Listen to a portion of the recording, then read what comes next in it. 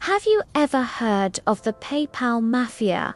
It is a group of early PayPal employees and founders who went on to create some of the most influential tech companies in the world. We're talking about Elon Musk with Tesla and SpaceX, Reid Hoffman with LinkedIn, and Peter Thiel with Palantir. But there's another key member of this legendary crew who's just as fascinating, though maybe a little less of a household name: David Sacks. Sacks was the first chief operating officer of PayPal, the guy who made sure the entire operation ran smoothly. Imagine the chaos of a startup that was literally inventing a new way to pay for things online. Sacks was the one who brought order to that chaos, building the company's product management, sales, marketing, and customer service teams from the ground up. He was so good at it that by the time eBay bought PayPal for $1.5 billion in 2002, his departments had grown to over 700 employees. He was the operational genius behind the scenes. But David Sacks didn't just stop there. After the PayPal acquisition, he could have retired, but that's not his style. He took a year off to do something completely different. He produced and financed the satirical film Thank You for Smoking. It's a brilliant, witty movie that skewers the world of lobbying, and it received Golden Globe nominations. This move showed a different side of Sacks, not just a tech operator, but a sharp, creative mind with a keen sense of humor and a willingness to take risks in entirely new fields. It proved he wasn't a one-trick pony. After his Hollywood detour, Sacks jumped right back into the tech world. In 2008, he founded a company called Yammer. Now, you might be thinking, what's Yammer? Well, it was basically Facebook for companies. It was an enterprise social network designed to help employees communicate and collaborate more effectively within their own organizations. This was a revolutionary idea at the time. Before Yammer, corporate communication was all clunky emails and formal memos. Sacks saw a future where work communication could be as easy and intuitive as social media. And he was right. The concept took off. And just 4 years later, in 2012, Microsoft acquired Yammer for a staggering $1.2 billion. That's right, another billion-dollar exit. This cemented his reputation as a Midas-touch entrepreneur who could spot a major trend and execute on it flawlessly. So, you've got PayPal, a successful movie, and Yammer. What's next for a guy like David Sacks? He turned his attention to investing. He became a prolific angel investor, backing over 20 startups that are now valued at over $1 billion each. We're talking about companies you use every day, like Airbnb, Facebook, Slack, SpaceX, and Uber. His track record is insane. It's like he has a crystal ball for picking winners. This isn't just luck.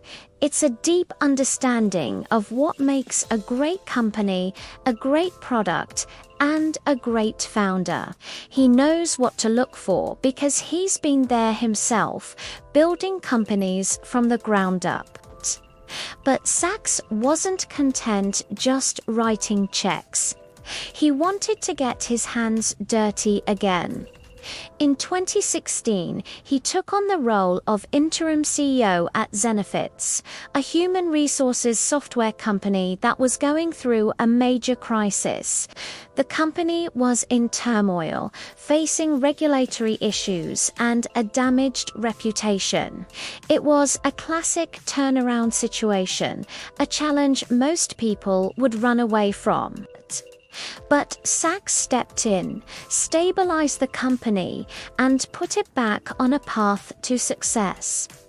This showed his leadership skills weren't just for building things from scratch, but also for fixing them when they're broken. In 2017, he co-founded Craft Ventures, a venture capital firm focused on early-stage startups. At Craft, he's not just an investor. He's a mentor. He specializes in helping software as a service, or SaaS, companies figure out their growth strategies. He's written extensively about the metrics that matter for SaaS businesses, creating frameworks that founders all over the world now use to build their companies. He's essentially open sourcing his knowledge, sharing the playbook that made him so successful. And that brings us to what might be his most public role yet. In recent years, David Sachs has become a prominent voice through his podcast, the All In podcast. Alongside his friends and fellow tech moguls Chamath Palihapitiya, Jason Calacanis, and David Friedberg, he discusses everything from tech and finance to politics and culture. The podcast is a massive hit, and it's given the public a direct window into his mind. He's known for his sharp, often contrarian takes. He's not afraid to challenge conventional wisdom or call out what he sees as hypocrisy or bad ideas. Whether it's in Silicon Valley or in Washington, D.C., his commentary is often described as "lbubunanin." He's a big proponent of free speech, free markets, and a more restrained foreign policy. He's been a vocal critic of what he calls the woke mind virus and has argued against many of the pandemic-era policies. This has made him a controversial figure for some, but it has also earned him a huge following of people who feel that their own common-sense perspectives are not being represented in mainstream media. He has a knack for cutting through the noise and explaining complex issues in a way that is clear and compelling. Whether you agree with him or not, there is no denying that David Sachs is one of the most interesting and influential figures to emerge from Silicon Valley. He's a builder, a problem solver, a creative, and now a major public intellectual.